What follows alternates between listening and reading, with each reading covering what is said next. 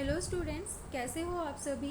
आज मैं आपके YouTube channel easy bio teach पर लेके आई हूँ क्लास 9th का chapter improvement in food resources. इसके अंदर जो हम आज कवर करेंगे वो है management of crop production. The management of crop production, use of different farming practices and agriculture technologies. अब हम क्या करते हैं, जो क्रॉप प्रोडक्शन की मैनेजमेंट करने के लिए हम डिफरेंट टाइप्स की फार्मिंग प्रैक्टिसेस और एग्रीकल्चर टेक्नोलॉजीज को हम क्या करते हैं, यूज़ करते हैं। There is direct correlation between financial condition of the farmer, their access to information, use of technologies and yield per acre।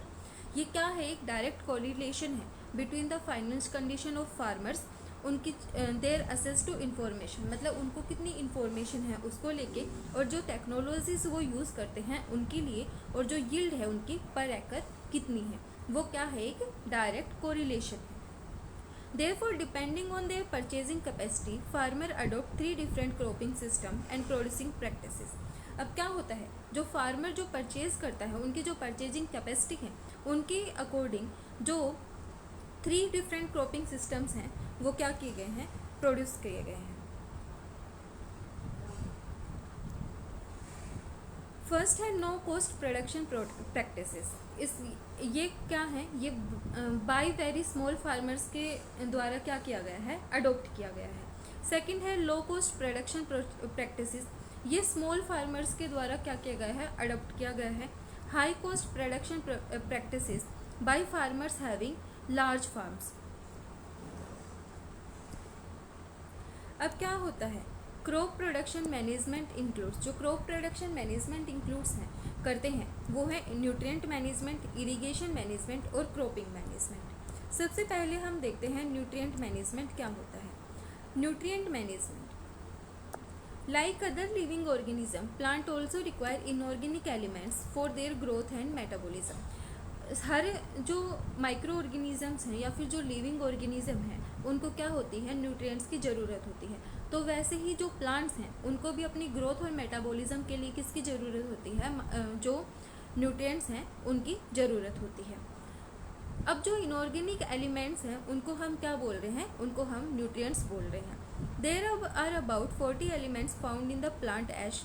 40 elements क्या होते हैं, प्रेजेंट होते हैं प्लांट ऐश के अंदर, लेकिन इनमें से सिर्फ जो 16 एलिमेंट्स हैं वो क्या होते हैं, एसेंशियल होते हैं प्लांट ग्रोथ के लिए और डेवलपमेंट के लिए।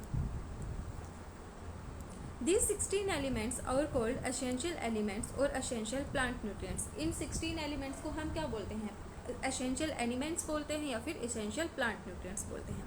अब इसके अंदर हम पढ़ते हैं मैक्रो न्यूट्रिएंट और micro nutrient. Out of the 16 essential element, 2 elements carbon and oxygen are obtained from air and hydrogen from water. अब इनमें से 16 में से क्या होता है, जो एलिमेंट हैं उनको हम क्या करते हैं, एक को हम एयर से ऑब्टेन करते हैं और एक को हम वाटर से क्या करते हैं, लेते हैं। फर्स्ट है ऑक्सीजन, जो एयर से लेते हैं हम वो है ऑक्सीजन, और जो हम वाटर से लेते हैं वो है hydrogen. These are non mineral element. इनको हम क्या बोलते हैं, नॉन मिनरल एलिमेंट बोलते हैं, क्योंकि इनको हम कहाँ से एब्जॉर्ब या ऑब्टेन नहीं करते, सोयल से ऑब्टेन नहीं करते। अब जो 14 जो बचे हुए हैं उनको हम सोयल से ऑब्टेन करते हैं, उनको हम बोलते हैं mineral elements. Out of these 16 elements, 9 element are required by plant in relatively large quantity.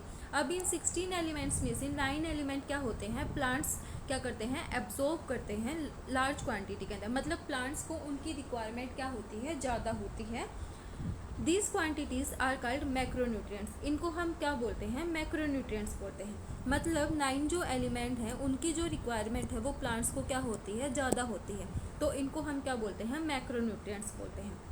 अब कितने बचे हमारे पास, 7 एलिमेंट्स बचे, जिनकी जो मतलब जो प्लांट्स हैं उनको उनकी स्मॉल अमाउंट में क्या होती है, रिक्वायरमेंट होती है, तो उनको हम क्या बोलते हैं, माइक्रोन्यूट्रिएंट्स बोलते हैं। The other 7 elements are required in comparatively smaller quantity. These elements are called micronutrients. Deficiency of nutrients affects all physiological processes in the plant body। अगर इन nutrients की deficiency होगी तो जितनी भी जो physiological processes हैं plant body के अंदर वो क्या होगी, affect होगी। Plant develop characteristic deficiency symptoms, retard growth, pure seed formation and increase susceptibility to infection and disease। अब प्लांट्स के अंदर क्या होगी, जो ग्रोथ है वो क्या हो जाएगी, कम रुक जाएगी, मतलब रिटार्ड हो जाएगी, डेफिशिएंसी हो जाएगी, जो सीड की जो फॉर्मेशन है वो क्या होगी, पुअर हो जाएगी, और जो इन्फेक्शंस वगैरह हैं उनके लिए जो सस्केप्टिबिलिटी है क्या हो जाएगी, उसके लिए बढ़ जाएगी। Mineral replacement, use of manure and fertiliser. सबसे पहले हम देखते हैं manure. Manure contain large quantity of organic matter and also supply small quantity of nutrient to the soil. अब जो मैन्योर है उसके अंदर लार्ज क्वांटिटी में क्या होता है, ऑर्गेनिक मैटर प्रेजेंट होता है, और ये क्या सप्लाई करता है, स्मॉल क्वांटिटी में न्यूट्रिएंट्स को सप्लाई करता है सोयल को। Manure is prepared by the decomposition of animal excreta and plant waste. जो मैन्योर है उसको हम प्रिपेयर करते हैं by the decomposition of animal excreta और प्लांट वेस्ट से। Manure help in enriching soil with nutrient and organic matter and increasing soil fertility. अब जैसे कि हमने ऊपर पढ़ा, ये मैन्योर क्या करता है, स्मॉल क्वांटिटी के अंदर जो सोयल है उसके अंदर न्यूट्रिएंट क्या करता है, पास करता है, तो इससे जो हमारी सोयल है उसकी जो फर्टिलिटी है वो क्या होगी, इंक्रीज होगी। Based on the kind of biological material used, manure can be classified as, जो मैन्योर है उसको क्लासिफाइड किया गया है। फर्स्ट है कंपोस्ट और vermi composting. The process in which farm waste material like life stock, जैसे कि एक्सक्रीटा होता है काउडंग वगैरह का, vegetable waste, sewage waste, straw, eradicated weeds etc is decomposed in pits is known as composting. अब जैसे क्या होता है, जो एक्सक्रीटा वगैरह होता है, काउडंग होता है, जो भी होता है हमारा, जैसे कि वेजिटेबल वेस्ट वगैरह जो भी हम उनके छिलके वगैरह होते हैं उनको हम क्या करते हैं, डिकम्पोज कर देते हैं इन द फॉर्म ऑफ पिट्स। इसको हम क्या बोलते हैं, कंपोस्टिंग बोलते हैं। सेकंड है वर्मी कंपोस्टिंग। वर्मी कंपोस्टिंग बच्चों हम सिंपल लैंग्वेज में देखें तो क्या होता है, एक हिसाब से कंपोस्ट ही होता है जिसको हम क्या करते हैं, डिकम्पोज करते हैं by the help of earthworms. इसको हम क्या बोलते हैं, वर्मी कंपोस्टिंग बोलते हैं। The compost is rich in organic matter and nutrients. जैसे कि हमें पता है जो कंपोस्ट है वो रिच होता है इनऑर्गेनिक मैटर और न्यूट्रिएंट्स के अंदर। Compost is also prepared by using earthworm to hasten the process of decomposition of plant and animal refuse। अब क्या करते हैं हम, जो कंपोस्ट हैं उसको हम क्या करते हैं, प्रिपेयर करते हैं by the help of earthworm. किसको हेस्टेन करने के लिए, proper process of decomposition of plant and animal refuse. इसको हम क्या बोलते हैं, वर्मी कंपोस्टिंग बोलते हैं। सेकेंड है हमारा ग्रीन मैन्योर। ग्रीन मैन्योर क्या होता है, the manure which is prepared by decomposing of fast growing grass as sunn hemp, cowpea etc in field itself. वो मैन्योर जिसको हम क्या करते हैं, प्रिपेयर करते हैं by the fast growing by the decomposition of fast growing grasses. इसके जो एग्जाम्पल हैं वो है सन हैम, काउ पी, और भी बहुत सारे एग्जाम्पल्स होते हैं। ये क्या होता है, ग्रीन मैन्योर होता है। सन hemp is growing in field, mulched by plowing and allowed to decompose in field for the preparation of green manure। अब जो सन हेम्प है उसको वो क्या हो जाती है, फील्ड के अंदर क्या हो जाती है, ग्रो हो जाती है। उसको हम क्या कर देते हैं, मिल्च कर देते हैं, मल्च्ड कर देते हैं by the help of ploughing, और उसको क्या करते हैं, अलो करते हैं for the decomposition in field. किसकी प्रिपरेशन के लिए, ग्रीन मैन्योर की प्रिपरेशन के लिए। द ग्रीन प्लांट दस टर्न्स इनटू ग्रीन मैन्योर। अब जो ये सन हेम्प का जो प्लांट है वो किसके अंदर, सन हेम्प का जो प्लांट है वो किसके अंदर टर्न हो जाएगा, ग्रीन मैन्योर के अंदर टर्न हो जाएगा, जो कि हमारी सोयल को क्या प्रोवाइड करेगा, जो कि हमारी सोयल को प्रोवाइड करेंगे नाइट्रोजन और फॉस्फोरस। सेकंड है फर्टिलाइजर्स। अब फर्टिलाइजर्स क्या होते हैं, fertilisers are synthetic chemical substance which are added to the soil to restore its mineral nutrients. जो फर्टिलाइजर्स हैं सिंथेटिक केमिकल सब्सटेंस है जिनको हम सोयल के अंदर ऐड करते हैं, इनके जो मिनरल न्यूट्रिएंट्स हैं उनको रिस्टोर करने के लिए। Chemical fertilisers are soluble in water and hence are readily absorb by plants. जो केमिकल फर्टिलाइजर्स हैं वो वाटर के अंदर सोल्यूबल होते हैं और इनको क्या कर लेते हैं, जो प्लांट्स हैं वो एब्जॉर्ब कर लेते हैं। They are required in small quantity, they supply nitrogen, phosphorus and potassium. ये क्या होते हैं, स्मॉल क्वांटिटी के अंदर रिक्वायर्ड होते हैं और ये क्या करते हैं, सप्लाई करते हैं नाइट्रोजन, फॉस्फोरस और पोटाशियम को प्लांट्स के पास। The use of chemical fertilisers and pesticide has enhanced crop production tremendously in recent years, but at the same time they have been responsible for many environmental hazards and disturbing the ecological stability।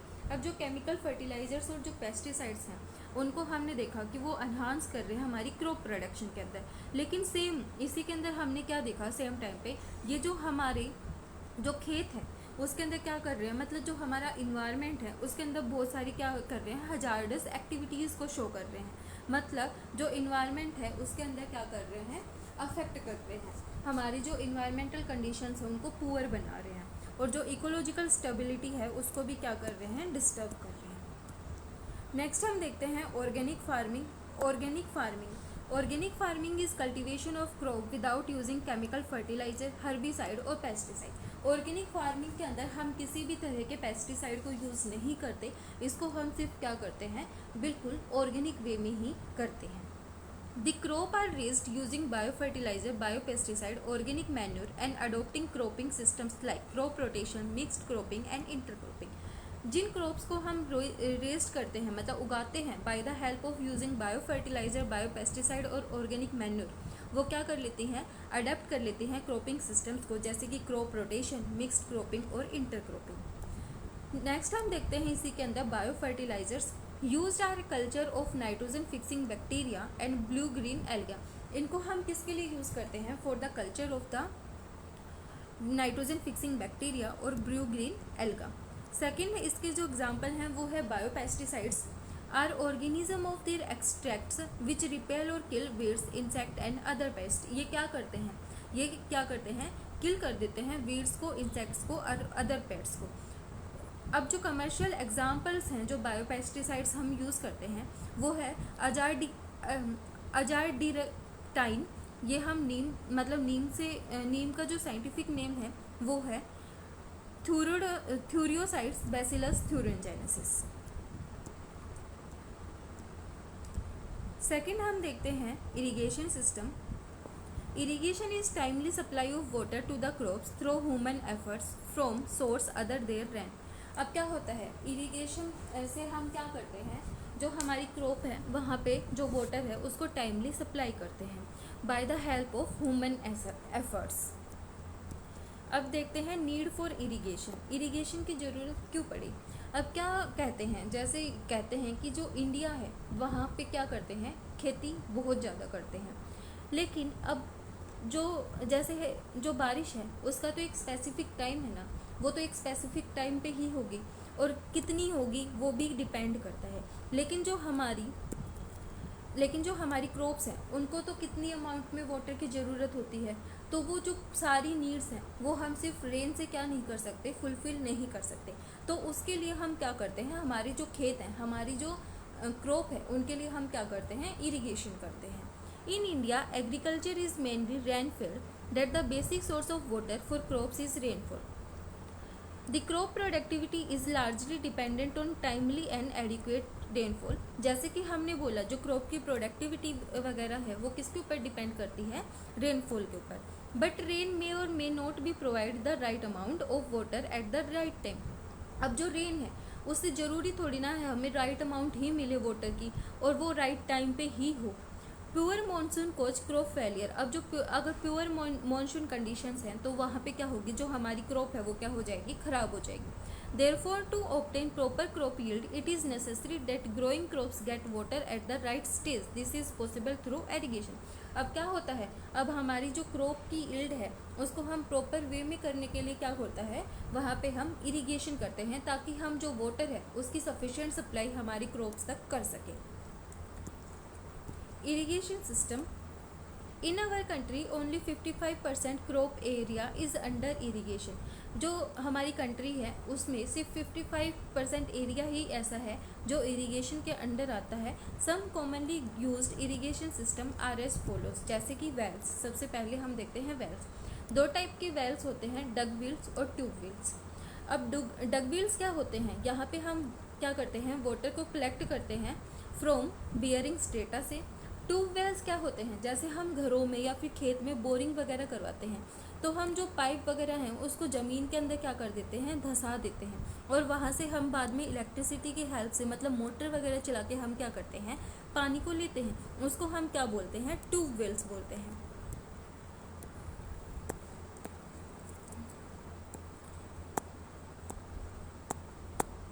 अब देखो, water from deeper strata to constructed to well. Iron pipes are inserted deep into the ground through boring. Water through these pipes is lifted by electricity operating pump. यहाँ पे हम क्या करते हैं, जो iron pumps हैं उनको इंसर्ट कर देते हैं ग्राउंड मतलब धरती के अंदर, ज़मीन के अंदर, और फिर हम क्या करते हैं, जो वाटर है उसको हम क्या कर सकते हैं, इलेक्ट्रिसिटी की हेल्प से लेते हैं. सेकेंड है canals. From an extensive irrigation system. ये एक एक्सटेंसिव इरीगेशन सिस्टम बनाता है. इसके अंदर हम जो वाटर हैं वो कहाँ से लेते हैं, रिवर से, डैम से, लेक से और रिजर्वोयर से, और फिर कहाँ पास करते हैं, एग्रीकल्चर लैंड में पास कर देते हैं. The main canal is divided into branch canal having distributaries that supply water to the field. अब जो मेन कैनाल है, जैसे एक कैनाल है, इसको ही हम क्या कर देते हैं, डिफरेंट कैनाल्स के अंदर डिवाइड कर देते हैं. अब जो ये कैनाल है ये क्या करती है, वाटर को पास करती है फील्ड्स के अंदर. इसको हम क्या बोलते हैं, कैनाल्स बोलते हैं. थर्ड जो हमारा है वो है tanks. Tank are smaller water reservoir to store run off water of smaller catchment area. Tanks क्या है, स्मॉलर वाटर रिजर्वोयर है, जो वाटर रन ऑफ मतलब जो वाटर बहता रहता है उसको क्या करते हैं, जो स्मॉलर कैचमेंट एरियाज हैं उसके अंदर क्या करता है, स्टोर कर लेता है. This system is commonly in hilly areas where small dams are constructed below the higher catchment area. ये जो सिस्टम है ये कहाँ पे प्रेजेंट होता है, हिली एरियाज़ पे प्रेजेंट होता है. अब यहाँ पे क्या होता है, जो स्मॉल डैम्स हैं उनको कंस्ट्रक्ट कर लेते हैं जो हायर कैचमेंट एरिया है उनके नीचे. तो जो वाटर है वो वहाँ पे क्या हो जाता है, स्टोर हो जाता है. सेकेंड है हमारा river lift system.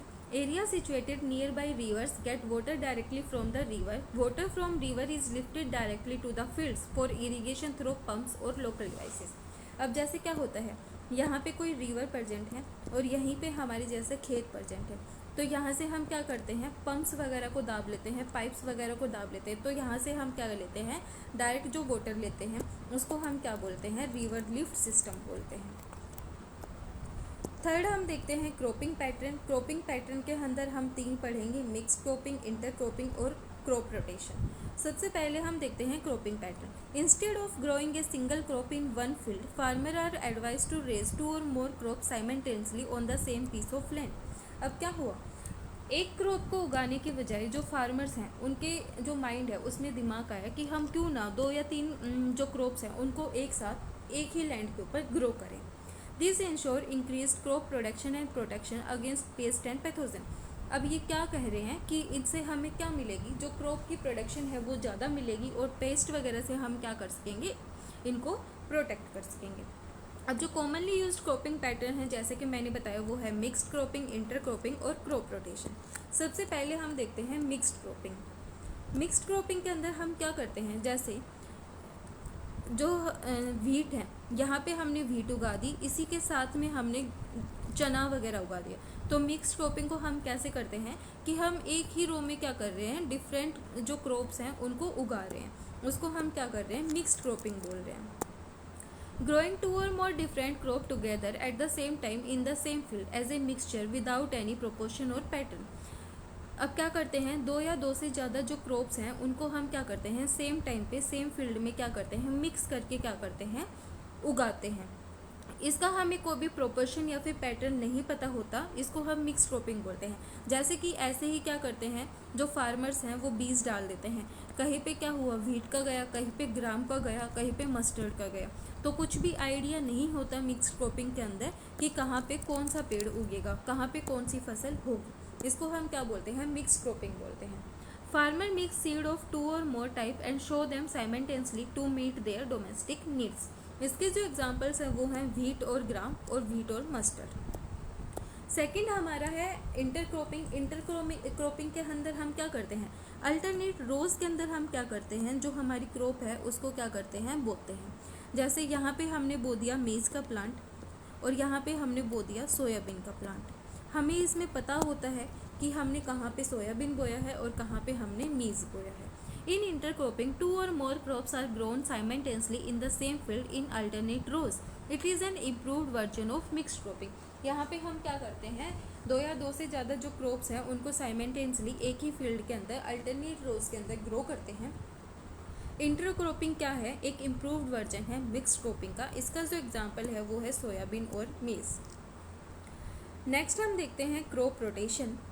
Crop rotation may be defined as the practices of growing different crop on the same piece of land in a pre plant system. यहाँ पे हम क्या करते हैं, जो क्रॉप रोटेशन है, क्रॉप रोटेशन क्या होता है, जैसे कोई हमारा ये फील्ड है, फील्ड के अंदर हम इसको क्या कर लेते हैं, 4 हिस्सों में डिवाइड कर लेते हैं। यहाँ पे हमने बोया गेहूँ, यहाँ पे हमने बोया बाजरा, यहाँ पे हमने बोई सरसों और यहाँ पे हमने लगा लिया, हमने बोई सोयाबीन। अब हम क्या करते हैं, इसी सेम लैंड में ही हम क्या करते हैं, इन क्रॉप्स को बार बार क्या करते हैं, ग्रो करते रहते हैं। अब हम बार बार ग्रो करते रहते हैं तो जो हमारे जो ये लैंड है इसकी जो फर्टिलिटी है वो क्या हो जाएगी, कम हो जाएगी, और यहाँ पे जो पैथोजेंस हैं उनका जो इफेक्ट है वो क्या हो जाएगा, ज़्यादा हो जाएगा। In the same piece of land is used to grow the same crop year after year, the soil lost much of its fertility and the crop decreased considerably। जैसे कि हमने पढ़ा कि एक ही क्रॉप के अंदर, मतलब उस लैंड के अंदर हम बार बार उसी क्रॉप को उगा रहे हैं, तो वो अपनी क्या कर लेगी, जो फर्टिलिटी है उसको लॉस कर देगी, और वहाँ पे जो कॉन्टामिनेशन मतलब पैथोजन होने के चांसेस क्या हो जाते हैं, ज़्यादा हो जाते हैं, हाई हो जाते हैं। इसको हम क्या बोलते हैं, क्रॉप रोटेशन बोलते हैं। आज का हमारा टॉपिक इतना ही था। वीडियो पसंद आए तो लाइक शेयर एंड सब्सक्राइब जरूर करें।